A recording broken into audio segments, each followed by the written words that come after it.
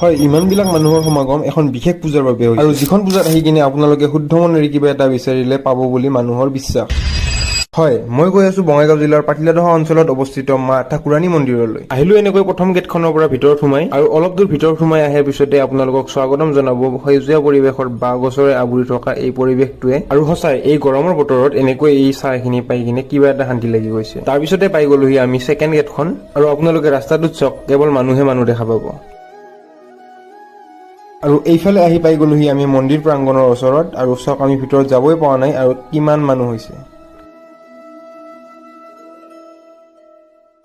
আৰু ইফালে চাওক কলৰ প্ৰসাদৰ পুৰা একেবাৰে পাহাৰ হৈ গৈছে। আৰু এই পূজাটোত ছাগলী পাৰ চৰাই আদিও বলি দিয়া হয়। আৰু এইটোৱে হৈছে ঠাকুৰাণী মাৰ মেইন মন্দিৰটো। আৰু এইটো পূজা হয় প্ৰতি বছৰৰে জেঠ মাহত। আৰু এই পূজাখনৰ বহুত মহত্ব আছে, যেনে আপোনালোকে শুদ্ধ মনেৰে কিবা এটা বিচাৰিলে পাব বুলি আশা থাকে। আৰু বহুত দূৰ দূৰণিৰ পৰা ইয়াতে ভক্তৰ সমাগম হয়।